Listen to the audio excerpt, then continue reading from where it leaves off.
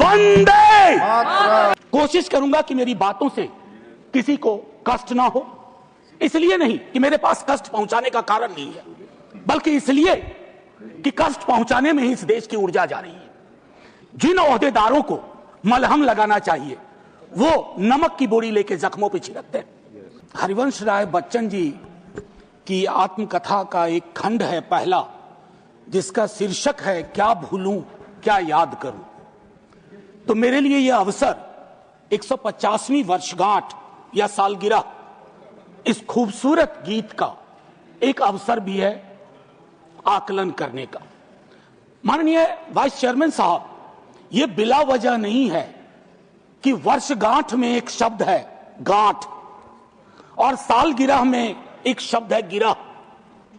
तो ये गिरह और गांठ को समझे बगैर 150वीं साल का उत्सव गान उत्सव मैं समझता हूं आधा अधूरा होगा, बेईमानी होगी हम सब के बिहाफ पे।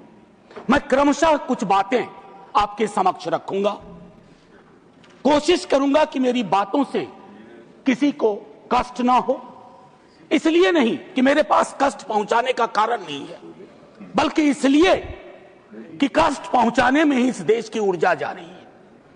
जिन ओहदेदारों को मलहम लगाना चाहिए वो नमक की बोरी लेके जख्मों पे छिड़कते हैं।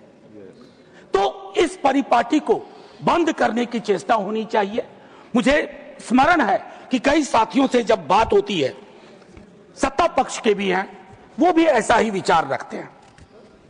गर्व की बात है कि क्योंकि ये गीत हमारी सांस्कृतिक और भावनात्मक एक पहचान का प्रतीक बंगाल में लिखा गया, लेकिन सरहद पार कर गया।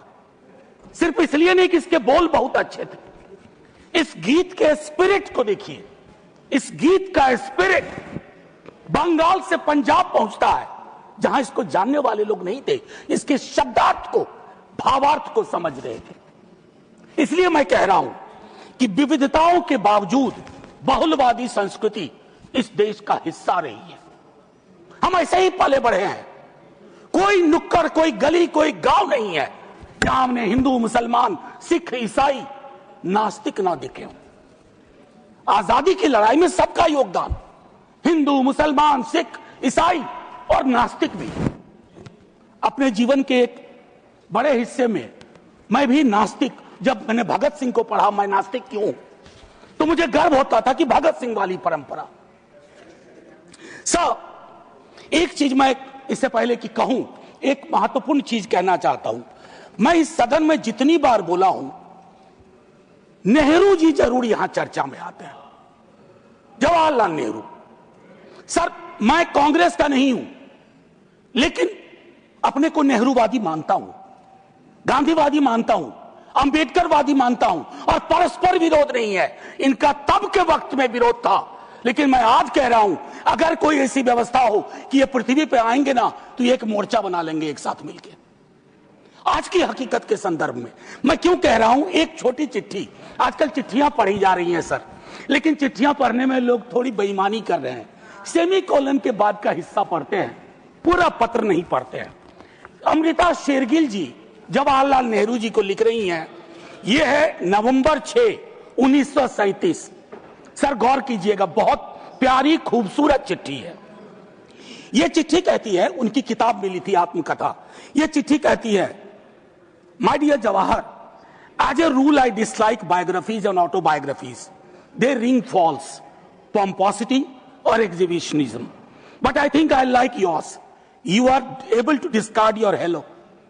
You are capable of saying, when I saw the sea for the first time, when others would say, when the sea saw me for the first time. Sir आजकल ऐसे लोग बहुत तरक्की कर रहे हैं जो ये कहते हैं कि समंदर ने आज मुझको पहली बार देखा, ये नहीं कि मैंने समंदर को पहली बार देखा। ये एक महत्वपूर्ण चीज है सर। ध्रुवीकरण आज के हमारे जीवन का हिस्सा बन गया। क्या बंकिम बाबू ने यह कल्पना की थी, उस महाकवि ने यह कल्पना की थी कि देश इतने टुकड़ों में बंट जाएगा? पार्टीशन से ज्यादा, पार्टीशन से ज्यादा। अभी मैंने देखा चंद महीनों पहले इस देश में आई लव महाकाल और आई लव मोहम्मद में जिहाद करवा दिया गया, झगड़ा करवा दिया गया।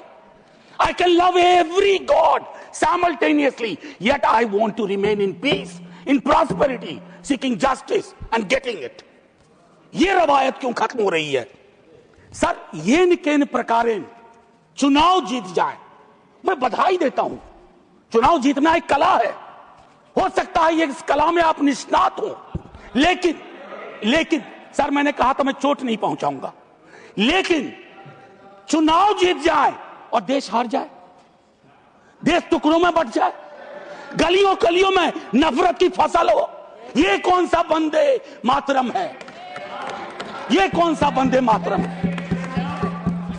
मैं सिर्फ ये कहना चाहता हूं, चुनाव जीतने की कई पद्धतियां हैं, कुछ पब्लिक को पता है, कुछ अभी नहीं पता है, आने वाले दिनों में पता चल जाएगा, क्योंकि इस मुल्क में कोई सीक्रेट बहुत दिन छुपता नहीं है। लेकिन एक चीज जो सबके सामने उजागर है कि आप चुनाव के वक्त, चुनाव से पूर्व, चुनाव के दौरान आप किस प्रकार की जुबान बोल रहे हैं। सर, मैं जानता हूं जब तमाम हमारे सीनियर साथी लोग, मंत्री लोग एक दिन तो पब्लिक लाइफ छोड़ के जाएंगे, मैं भी जाऊंगा छोड़ के, सर मैं भी छोड़ के जाऊंगा, लेकिन मूल्यांकन करूंगा मेरी बातों ने कितनों को चोट पहुंचाई है, कितने घर में दीवारें खड़ी कर दी, कितने गांव में तकसीम जैसे हालात कर दिए। मैं वंदे मातरम के माध्यम से कश्मीर पे बोलूंगा, शाम में मेरी ट्रोलिंग हो जाएगी, मैं नहीं बोलूं क्या? चुप हो जाऊं भय से, डर से? सर 1 मिनट का वक्त दीजिए, मैं ज्यादा वक्त, मेरे दूसरे स्पीकर हैं वो बोलेंगे, बस मुझको 1 मिनट का वक्त दीजिए, मेरी बातें अधूरी रह गई हैं। लेकिन ऐसे अवसरों पर अक्सर होता है, सालगिरह जरूर मनाएं, गिरह का ध्यान रखें, वर्षगांठ जरूर मनाएं, गांठों का ध्यान रखें, और अगर वो ना कर पाए तो इतना जरूर करें, इन महापुरुषों को, इनकी रचना को अपनी राजनीति का अवसर न बनाए, औजार न बनाए। और एक आखिरी टिप्पणी करूंगा, पहले भी कह चुका हूं, सर इस सदन में पक्ष विपक्ष दोनों तरफ महापुरुषों को याद करने वाले लोग हैं। सर 30 सेकंड और दे दीजिए, न जाने उस कुर्सी में क्या है जो बैठता है, जो बैठते हैं, सर बस 30 सेकंड दे दीजिए, मैं 30 सेकंड मांग रहा हूं। मैं सिर्फ इतना कहना चाहता हूं, मैंने पहले भी कहा, प्रधानमंत्री जी को एक्चुअली बीजेपी के लोगों को नेहरू का धन्यवाद करना चाहिए। वो पॉलिटिकल लाइफ जैकेट की तरह इस्तेमाल किए जाते हैं, Nehru ji political life jacket. इसलिए कल सदन में एक नेता ने कहा, मैं आज यहां दोहराता हूं, एक दिन तय करिए और तय करिए कि मुकदमा हो, आप भी जिरह करिए, हम भी जिरह करें। मैं इतिहास का छात्र हूं, दिल्ली आया था एमए हिस्ट्री करने, धारा थोड़ी बदल गई, लेकिन आज भी इतिहास को संदर्भ में देखता हूं। 1937, 1905, 1915 की बातें पढ़ूंगा तो पूरा पैराग्राफ पढ़ूंगा, सेमीकोलन के बाद नहीं पढ़ूंगा। और मेरा इतिहास बोध 14 से पहले का है, 14 के बाद का नहीं है। जय हिंद, वंदे वंदे।